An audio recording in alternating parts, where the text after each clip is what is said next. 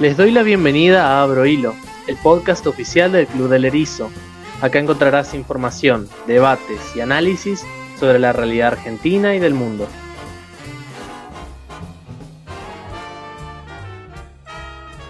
Este año 2021 nos encontraron con elecciones legislativas muy importantes. Como saben, luego de 2 años al comienzo de un nuevo gobierno, elegimos nuevamente legisladores, tanto para el Senado como para la Cámara de Diputados, pensando en, de alguna manera, poder o reafirmar o, de alguna manera, detener el proceso de gobierno que se da. El poder confirmar que un gobierno está yendo en un buen camino o poder decirle basta a cómo se viene gobernando. Este año la elección era muy importante porque en varias de las provincias con mayor población se definía distintas bancas para el Senado. Y como sabemos y vamos a hablar hoy en el capítulo, el Senado es muy importante por diversos motivos, ¿sí? De alguna manera puede ser la cámara en donde se definan muchísimas cosas de estos 2 años y de los próximos que vayan a venir en nuestro país. En el capítulo de hoy vamos a hablar justamente del Senado, de su rol y de qué podemos esperar de la Cámara Alta a partir de ahora. En el día de hoy estamos con Eloy y con Facu, que nos acompañan como siempre. Gracias muchachos nuevamente por estar acá hoy y esperemos que esta sea una gran charla. Bienvenidos. Hola nuevamente a toda la audiencia. Buenas tardes a todos, muchas gracias por estar ahí del otro lado. Otro capítulo más que nos une, así que espero que lo disfruten y que nosotros podamos estar a la altura.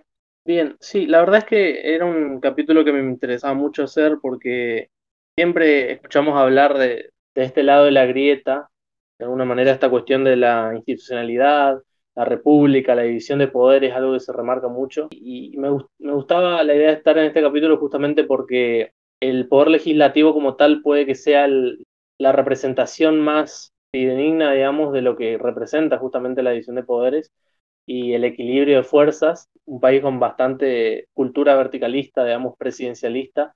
La verdad es que el Senado y, bueno, y la Cámara de Diputados representan un poco ese equilibrio de fuerzas que debe tener todo gobierno, digamos, todo país. Un poco para arrancar, digamos, me gustaría que digan, digamos, en algún sentido, qué es lo que representa para ustedes, en este caso, el Senado de la Nación. Bueno, el Senado de nuestro país representa sobre todo un contrapeso a la Cámara de Diputados. Como vivimos en un sistema federal, la Cámara de Diputados representa a cada una de las provincias de acuerdo con su tamaño, de acuerdo con su población, mientras que el Senado representa a todas las provincias por igual. Cada provincia tiene 3 senadores, 2 elegidos por la mayoría, por el partido que más votos sacó, y uno por la primera minoría, es decir, por el principal partido de la oposición dentro de esa provincia. Esto significa que las provincias más chicas, por el hecho de que son más, tienen relativamente más peso dentro del Senado. Se ha hablado mucho de que los senadores, o por lo menos los 2 senadores por la mayoría, cuando son del mismo partido que el gobernador, tienden a ser delegados directos del gobernador. Y esto se da sobre todo, como digo, en las provincias más chicas, donde el poder que puede ejercer el gobernador sobre los aparatos del partido y los aparatos del Estado provincial son mucho más pronunciados. Así que es básicamente, para resumir, la Cámara donde el presidente va a ir a buscar apoyo de los gobernadores para poder articular de manera federal sus planes. Bueno, me parece interesante esto que marcás, Eloy, porque sin entrar un poco en una clase de derecho político ni nada, pero esta idea de tener dos cámaras, un poco para que los proyectos, las leyes que surjan, digamos, del Poder Legislativo, no solo tenga este doble control, digamos, porque obviamente que cuando vemos, digamos, lo que establece nuestra Constitución, esta idea de las leyes se forman a partir de dos cámaras con sus mayorías tienen que aprobar las leyes, la verdad es que también da esta idea justamente de que una cámara sola con una mayoría circunstancial, digamos, no pueda aprobar proyectos, sino que necesite, digamos, del consenso de otra también.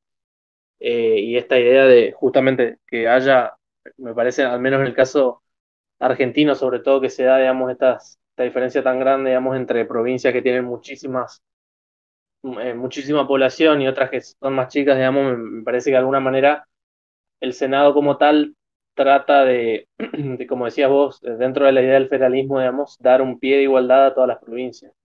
que más allá de la población que tiene, que para eso está la Cámara de Diputados, que representa justamente al pueblo de la nación, que de alguna manera también haya una Cámara en donde todas las provincias tengan la misma cantidad de votos y que en ese sentido veamos ambas ideas de, por un lado, decir, bueno, pero es la gente a la que tienen que representar o las provincias son las que un poco, digamos, responden a la lógica del Senado, digamos. Entonces me parece esta cuestión de balancear un poco, bueno, esta cuestión también porque tenemos este sistema donde una cámara tiene que, de alguna manera, acordar o no con la otra para aprobar proyectos.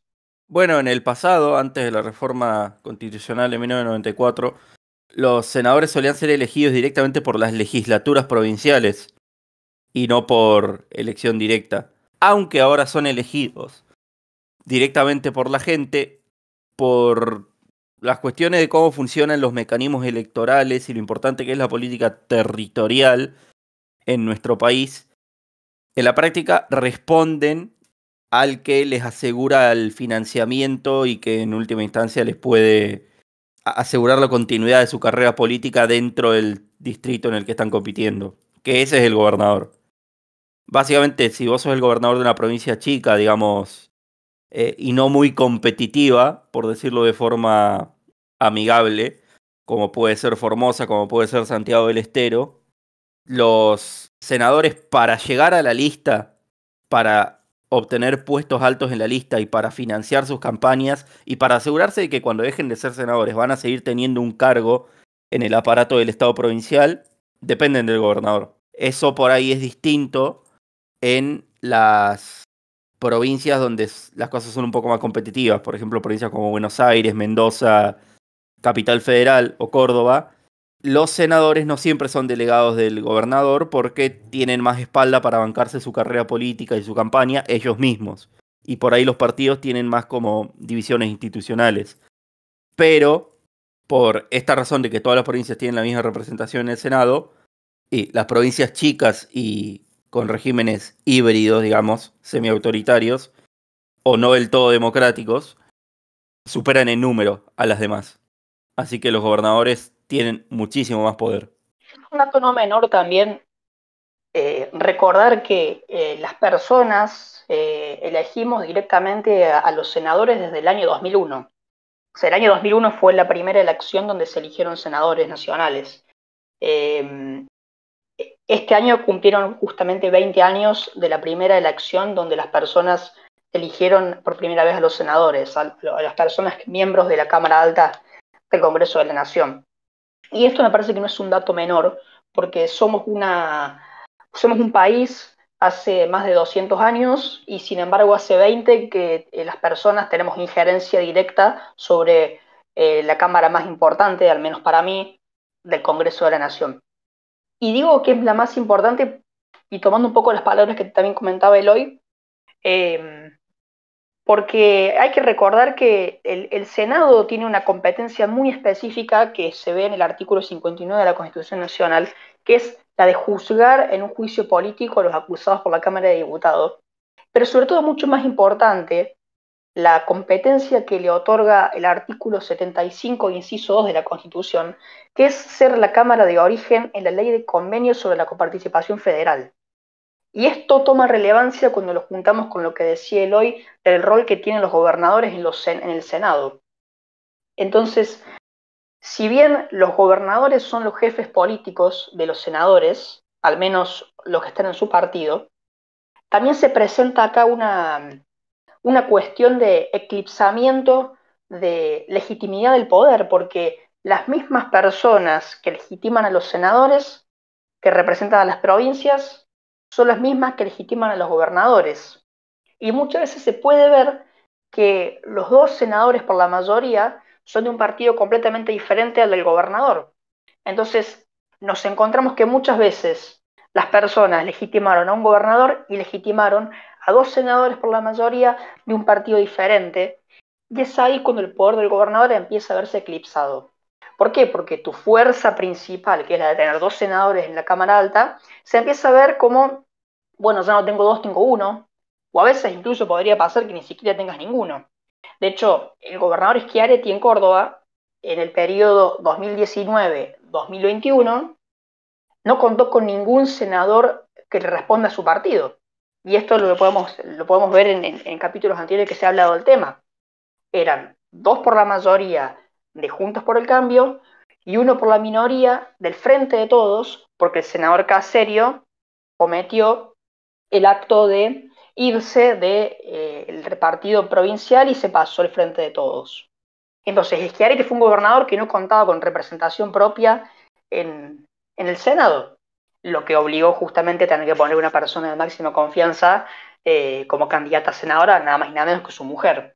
Entonces también por eso capaz entendemos por qué en algunas provincias se ven dinastías de esposos donde uno es gobernador, la otra es senadora, estoy pensando en Santiago del Estero sobre todo, o en Tucumán pasó también con el Perovich, entonces, O los Kirchner. o los Kirchner también, exactamente. Entonces, es básicamente la guarida del poder del gobernador en su representación ante la creación de leyes. Y esto no es menor cuando tenemos en cuenta que es la Cámara de Origen de la Ley de Coparticipación Federal. Están ahí para defender qué tanta plata van a tener los gobernadores en concepto de coparticipación federal. Entonces, es importante este análisis porque nos damos cuenta que toma una relevancia diferente que la de la Cámara de Diputados, ¿no? Y también la repartija de ciertos cargos, como pueden ser los juzgados, las embajadas. El Senado tiene que dar aprobación a todos esos cargos que son propuestos por el Poder Ejecutivo Nacional. En resumen, podríamos decir que la dinámica del Senado es que si sos un gobernador poderoso que lleva muchos años en una provincia chica, los senadores son tus delegados. Mientras que si sos un gobernador de una provincia grande y competitiva, o que no está muy seguro en el poder en tu provincia, los senadores son tu competencia. Son los tipos que, al igual que vos, pueden ganar elecciones en tu distrito. Y no es como en un diputado que el nombre está diluido porque va en una lista con otras 30 personas. Generalmente la gente sabe quién es su senador. Al menos el primero, sí. Y al mismo tiempo también es importante la cuestión del Senado, porque recordemos que si bien el presidente del Senado es el vicepresidente de la Nación, en este caso la vicepresidenta de la Nación, el Senado también elige a su presidente provisional, que es el tercero en la línea de sucesión presidencial. Entonces, si encontramos a un poder ejecutivo con poco poder en la Cámara Alta, probablemente al tercero en la línea presidencial termina siendo una persona de la oposición. Y entonces tenés como cierto jaque, porque le das un poder muy reducido al presidente para tener que mover su agenda afuera del país, teniendo en cuenta, por ejemplo, ¿no? Y pienso en la situación actual, ¿verdad? La vicepresidenta, ¿no? Cristina Kirchner, ha sabido irse por tiempos largos del país. Entonces, imagínate vos que decida irse, el presidente tenga una reunión importante en el exterior, queda a cargo del Ejecutivo un opositor. Me haces acordar el caso en Tucumán, cuando una diputada de la oposición, Sandra Orquera, quedó a cargo interinamente de la gobernación, creo que por un par de días, y aprovechó a sacarse una sesión de fotos en la casa de gobierno, invitar a los líderes de la oposición, etc. Por ejemplo, tenemos situaciones como esa. Imagínate una persona que queda a cargo del Poder Ejecutivo de una gobernación, pero a cargo de un Poder Ejecutivo nacional toma otro síntoma, ¿no?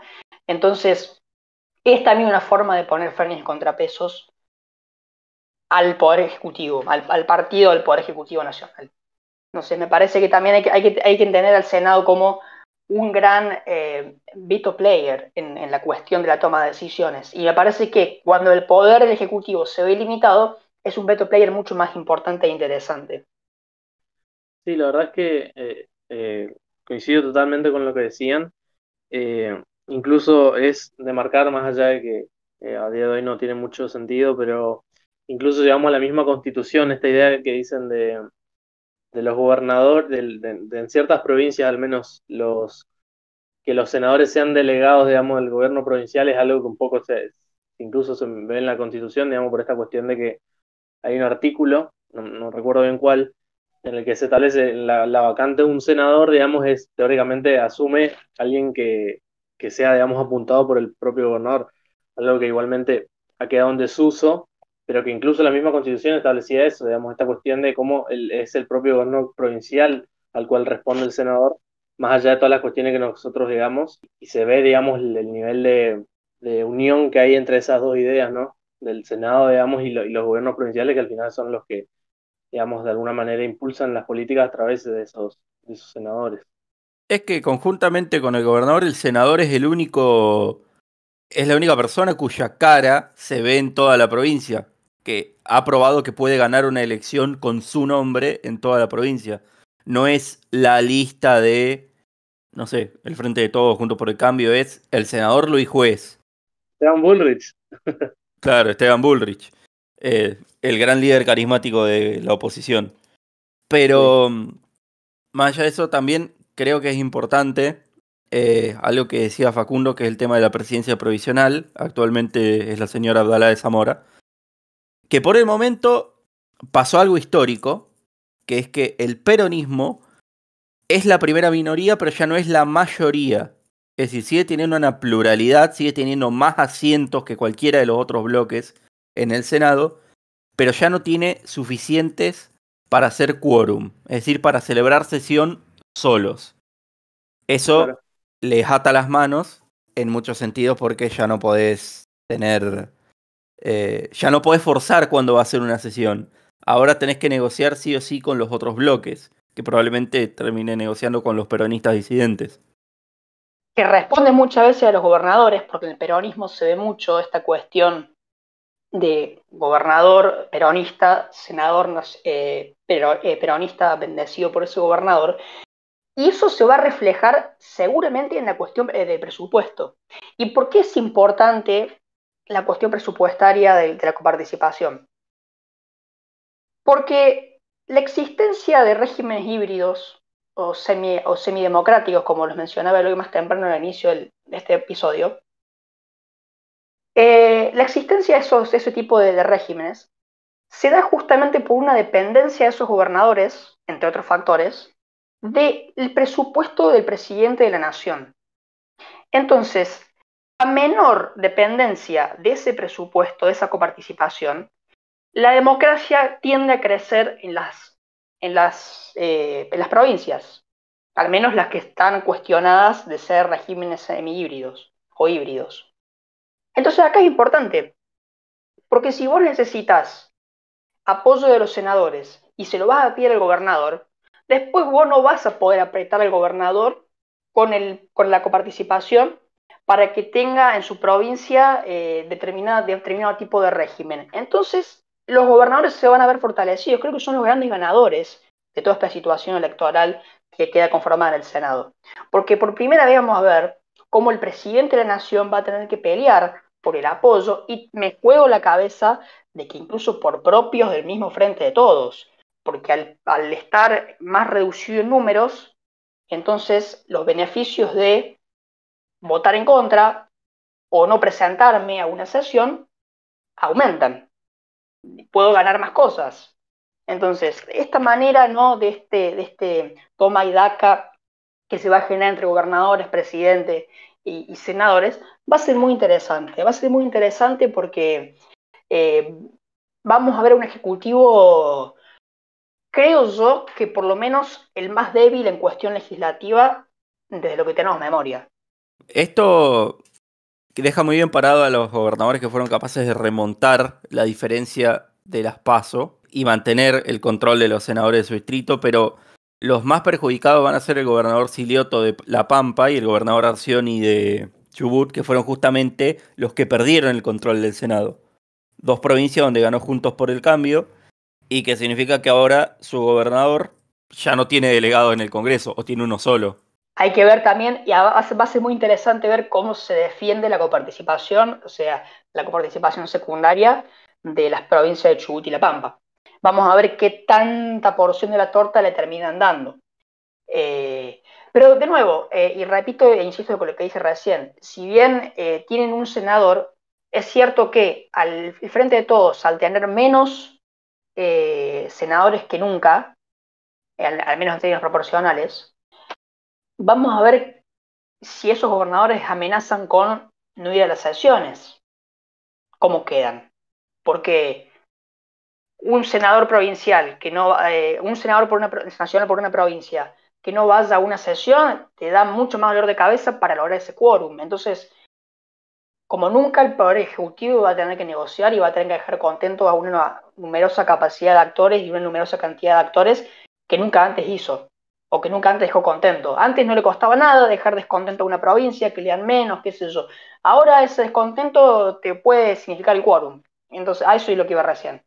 Entonces, si bien es cierto, tienen uno solo, al tener poca cantidad, ese uno cuenta y mucho. Sí, eso es algo que hay que hacer mucho énfasis, que el peronismo viene teniendo una mayoría ininterrumpida en la Cámara de Senadores desde 1986, si no me equivoco. Hay mucha gente, como yo, por ejemplo, que nunca hemos vivido en un país que por lo menos una de las cámaras no sea controlada indiscutidamente por el peronismo.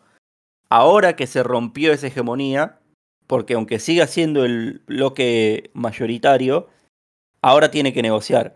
Y a veces puede que pase lo contrario, que sea Juntos por el Cambio, en que logra convencer a los otros senadores, ya sea a los del Frente de Todos Desencantados o a los de las terceras fuerzas, y conseguir quórum ellos. Y esto también es importante porque, aunque la diferencia parece significativa, hay 4 senadores entre Juntos por el Cambio que tienen 31 y el Frente de Todos que tiene 35, en las comisiones, por los pocos asientos que tienen, las comisiones son las cámaras justamente donde se debaten los proyectos antes de entrar al plenario y donde un proyecto puede ser modificado o puede simplemente ser rechazado y que no se llegue a discutir. En las comisiones habría un empate técnico. Cada una de las fuerzas tendría 8 y 8. O en aquellas en las que están incluidas las terceras fuerzas, cada uno podría maniobrar para tratar de que le incluya una fuerza que sea más favorable a ellos. Por eso lo que decían los senadores Juntos por el Cambio es: sí, no tenemos números para discutir la presidencia provisional del Senado, pero tenemos números para discutir la composición de las comisiones y la presidencia de las comisiones, como por ejemplo la Comisión de Relaciones Exteriores, la Comisión de Acuerdo y Justicia. De gran relevancia para los gobernadores de esas comisiones, porque usualmente los senadores que representan a determinada provincia terminan siendo comisiones que son de interés para esas provincias. Por ejemplo, no sé, la comisión de minería, es común ver a senadores por San Juan, es común ver a senadores por Catamarca, por La Rioja, provincias que tienen actividad minera. La comisión, por ejemplo, no sé, de turismo, ¿no? O de asuntos de turismo, y probablemente veas a Buenos Aires, a Córdoba, a Río Negro, a Tierra del Fuego, ¿no? Por ser grandes sedes turísticas. Entonces, justamente los gobernadores ahí van a tener que hacer alianza incluso con senadores de otros partidos que no los representan. Eh, Se va a poner bueno, ¿no? Va a ser interesante verlo. El hecho de estar presenciando, como decíamos más temprano, la idea de capaz no una Cámara controlada por la oposición, pero digamos un Senado en donde el Poder Ejecutivo no va a tener justamente ese control mayoritario, donde simplemente van a ser primera minoría y en la cual va a ser muy complicado justamente conseguir estos consensos. La verdad es que sorprende, digamos, en algunos casos, en algunas provincias en particular, cómo se dio vuelta la situación en un par de años, porque justo hoy más temprano nombraban, por ejemplo, a Chubut, que es interesante porque yo siempre marcaba esta cuestión de cómo en Chubut hablamos de una provincia que actualmente, porque hasta el 10 de diciembre, digamos, sigue siendo otra la composición de la Cámara, o hasta el 9 en este caso, de este año. La verdad es que es interesante porque en Chubut, por ejemplo, pasó que la última vez que eligieron senadores, Juntos por el Cambio, digamos, o el sector, digamos, que de alguna manera representaría esta posición, ni siquiera metió un senador, digamos, entró un partido provincial, digamos, de Chubut, que al final se terminó pasando al Frente de Todos, entonces en Chubut el Frente de Todos tenía los 3 senadores. Entonces, y se da, digamos, el caso contrario, que incluso ahora pierden, digamos, la mayoría, y lo mismo en Córdoba, digamos, que el kirchnerismo directamente ni metió un senador, entonces se da esta cuestión en muchas provincias interesantes, o La Pampa, que marcaban Corrientes, incluso a pesar de que generalmente gana siempre, digamos, lo que sería Junto por el Cambio, ECO, digamos, ese armado provincial un poco.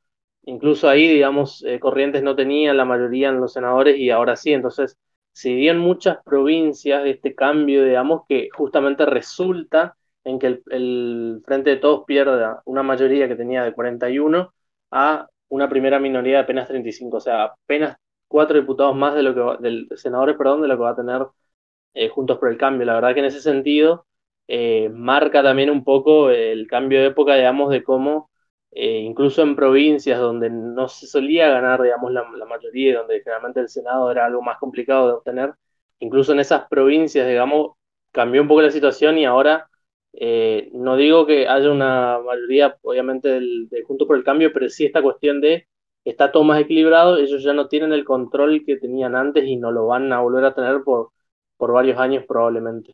Tenemos un bipartidismo más fuerte, básicamente, más competitivo, donde ahora la oposición va a poder hacer de oposición de verdad. En el sentido que no solamente puede hacer ruido, sino que efectivamente puede trabar o desbloquear ciertas iniciativas del oficialismo.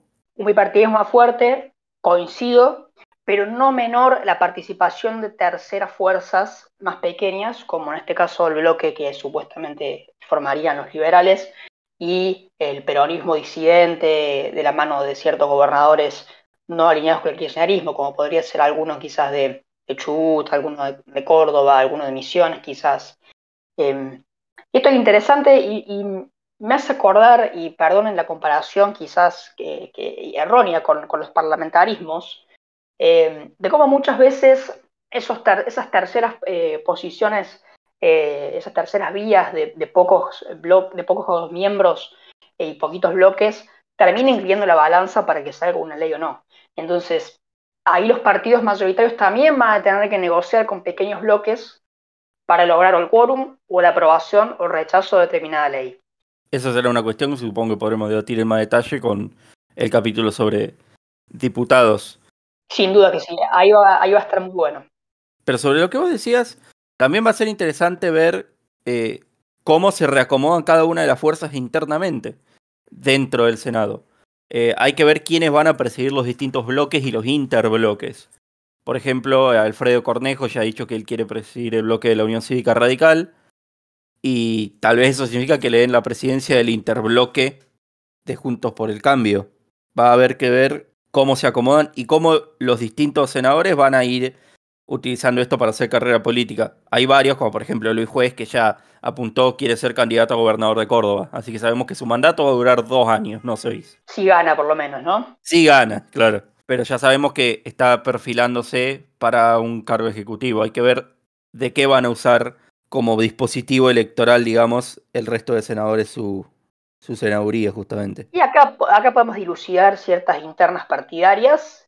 Recordemos que Lustó tiene un cargo en el Senado, creo que es vicepresidente primero, si no me equivoco. Y ahora que comentas esto de Cornejo, bueno, uno puede ver cómo ciertas líneas, incluso dentro de los partidos, se van como chocando, ¿no? O sea, Cornejo quiere la presidencia del bloque y bueno, hay que ver cómo van a ir conformándose esas disputas internas, ¿no? Volviendo a hablar de Juntos por el Cambio y de sus internas, la razón o una de las razones a la que se le atribuye el haber alcanzado romper el quórum peronista es la campaña de 5 senadores que hizo Bullrich en el interior de la provincia y por lo tanto se especula que los senadores del interior van a responder más bien a su línea que a la línea de otros líderes como puede ser Horacio Rodríguez Larreta.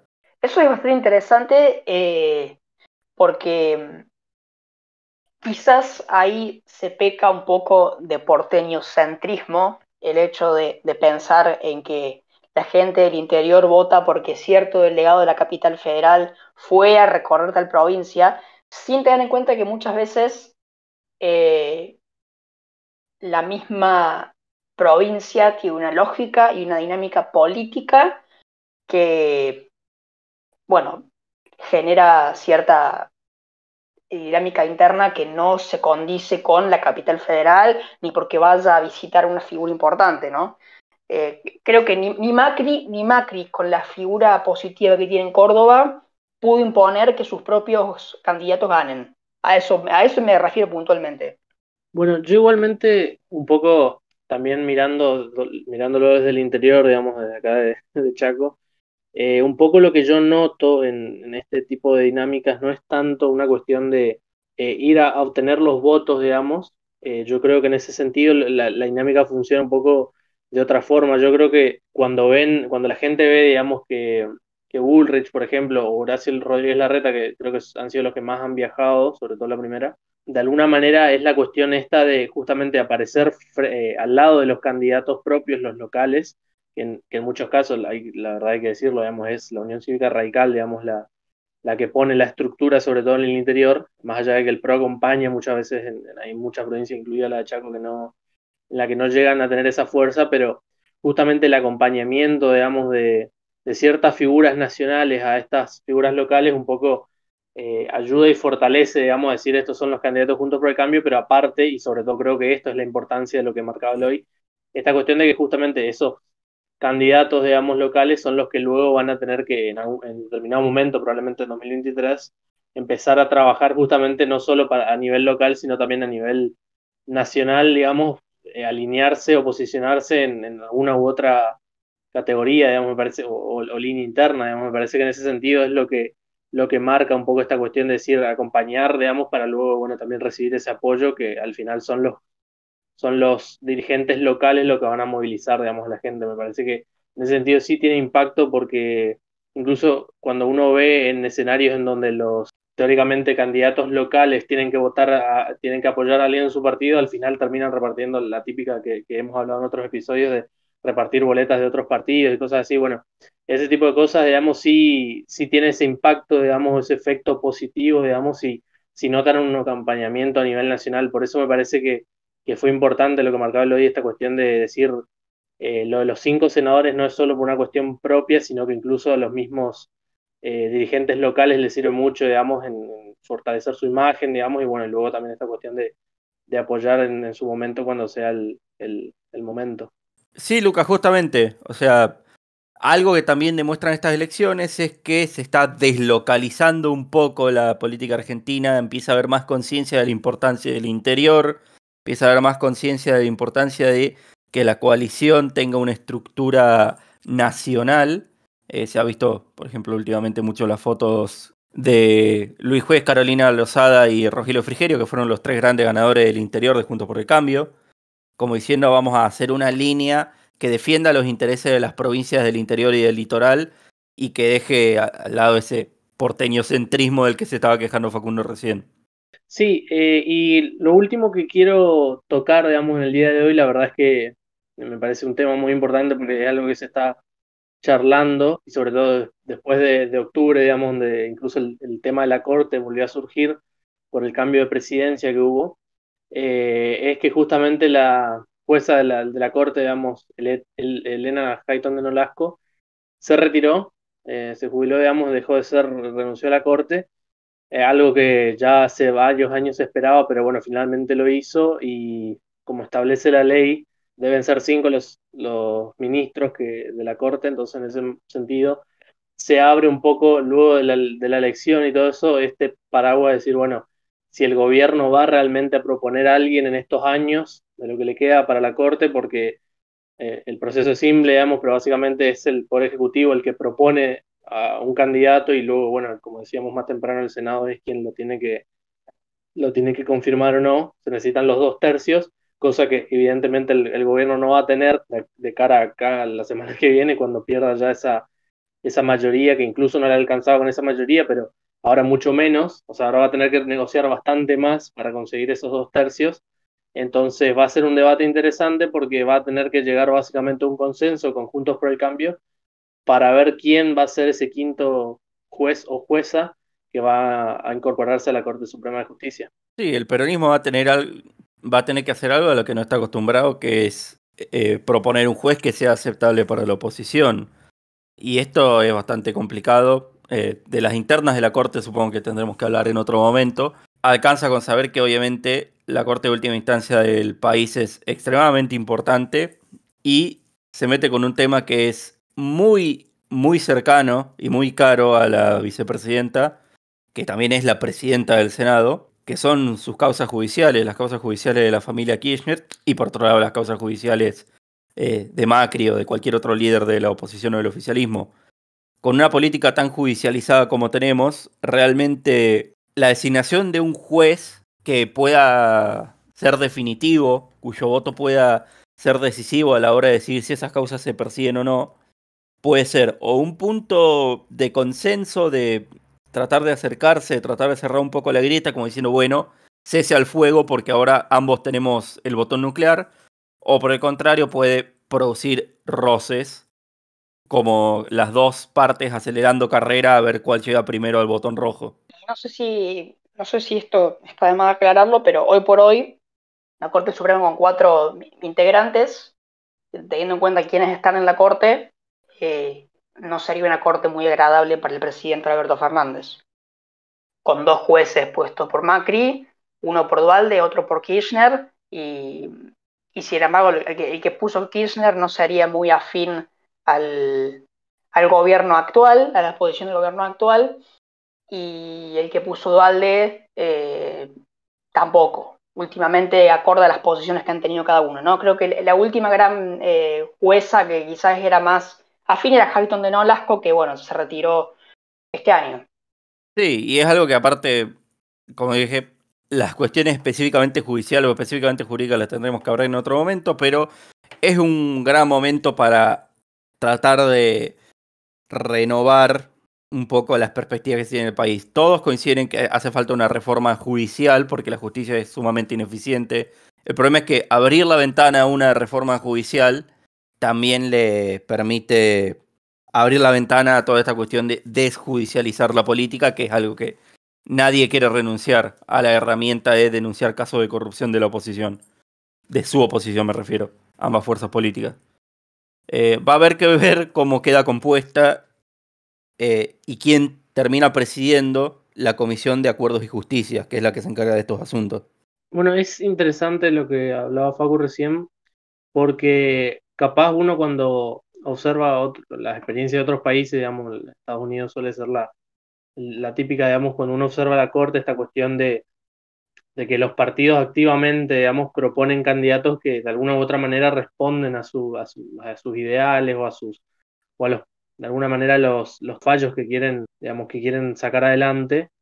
Y en el caso de nuestro país es probablemente la Corte Suprema como tal, digamos, sea uno de los pocos estamentos, digamos, del Estado argentino que de alguna manera se mantiene más o menos independiente y que funciona en ese sentido, porque justamente lo que marcaba recién, digamos, más allá de que de alguna u otra manera son apuntados por un gobierno, no es que luego responden activamente a ese espacio político que los colocó ahí, digamos, sino que de alguna manera tienen esta cuestión de independencia que se respeta, al menos en lo que representa en sí la Corte Suprema. O sea, a veces incluso uno puede marcar, en todo caso se moverán por el gobierno de turno, digamos, en base un poco a eso, pero en general no se manejan por esta cuestión partidaria, digamos, más allá de que incluso algunos de los miembros actuales de la Corte sí han pertenecido, digamos, a partidos políticos o han sido cercanos a ciertos referentes políticos, la verdad es que es interesante cómo se da eso. Y obviamente que uno no tiene que dejar de remarcar la importancia de la Corte Suprema y de por qué al ciudadano común le tiene que importar, porque si vamos al caso, en los últimos años han definido, la verdad, cuestiones muy importantes o que realmente han marcado la agenda política. Si nos vamos más lejos, digamos, este año cuando pasó esta cuestión de Alberto queriendo cerrar de vuelta queriendo mantener cerradas las escuelas y toda esta cuestión, y la oposición fue a la justicia, y bueno, y al final la Corte Suprema de Justicia determinó, perdón, esta cuestión de que justamente no es potestad de las provincias cerrar las escuelas o no, digamos que el gobierno federal en ese sentido no puede ir contra ese consentimiento, digamos, de cada uno de los gobiernos provinciales, y bueno, y determinó esta cuestión, la emergencia no es una franquicia para ignorar el derecho vigente, y en ese sentido la Corte hace respetar esto y es de alguna manera esa última barrera constitucional que hay para justamente mantener que un gobierno no se pase al autoritarismo, digamos, o quiera pasar sobre ciertas cláusulas constitucionales e institucionales, digamos, que la verdad que son un poco lo que mantienen vivo este país. Por eso va a haber que estar atento a ver quiénes nombran. Lo único que sabemos es que van a nombrar a una mujer porque nada, vivimos en la época de la paridad de género y nadie quiere quedar como el responsable de reemplazar a la única mujer de la Corte Suprema por un hombre. Estaremos atentos a eso. Seguramente esto quede todo para el año 2022, si es que realmente sabe que no dan los tiempos para nada antes del 10, digamos, así que bueno, esto será algo que se va a tratar el año que viene seguramente, cuando no sea también un año electoral. Yo creo que ese tipo de cosas marcan bastante también el hecho de especular, digamos, con cómo puede componerse las cámaras y toda esa cuestión, digamos, y también obviamente quién va a ser el presidente, el próximo presidente o presidenta. Entonces, en ese sentido, yo creo que si hay un año en el que Alberto tiene que apuntar a nombrar un juez de la Corte o una jueza de la Corte, como bien decís, me parece el año que viene. Así que veremos cuando las aguas estén un poco más calmadas, si realmente se da ese consenso entre ambas fuerzas políticas para nombrar al último ministro de la Corte que falta. Bien, la verdad, súper interesante la charla, muchachos. Gracias por estar nuevamente acá. Veremos, digamos, qué sucede después de este cierre de fin de año, ¿sí? La verdad es que ya con un nuevo Congreso, una nueva Cámara de Senadores, una nueva Cámara de Diputados, eh, de alguna manera el momento que se vivió, digamos, a principios de 2020, finales del 2019, no será el mismo, evidentemente. Un gobierno habilitado y en sí con una imagen bastante más negativa de lo que era en ese momento, así que seguramente el momento será otro el año que viene. Esperemos que, digamos, sea todo lo mejor para los ciudadanos de pie. Así que bueno, gracias por estar en este capítulo nuevamente y los esperamos en otra ocasión. Adiós a todos. Muchas gracias a toda la audiencia y hasta la próxima. Bien, y a la audiencia, como siempre hago al final de cada capítulo, agradecerle una vez más el poder estar con nosotros. Quisimos hacer esta serie de 2 capítulos sobre el Congreso, sobre la Cámara de Diputados y la Cámara de Senadores en este caso. Así que bueno, gracias por acompañarnos. La verdad que nos parecía un tema importantísimo para hablar. Y agradecemos tu acompañamiento durante todo este año. Esperamos obviamente que los próximos años, el próximo año que tenemos muchas ideas pensadas, que Abro Hilo no va a cortarse, sino que va a continuar más fuerte que nunca, que puedas seguir con nosotros y bueno, que obviamente nos sigas en nuestras redes sociales. Entonces cada vez que publicamos algo nuevo, recibís la notificación o te enterás, digamos, y podés ir derecho al capítulo a escucharnos y obviamente también todo el contenido extra que hay en nuestras redes, no solo en Twitter, sino que mismo en YouTube, con los demás podcasts y videos especiales que hacemos. Así que gracias por acompañarnos. @Club del Erizo en Twitter, @Club del Erizo oficial en Instagram y Club del Erizo también en YouTube, en nuestro canal. Así que gracias por acompañarnos y espero que nos veamos en una siguiente ocasión en Abro Hilo. Muchas gracias.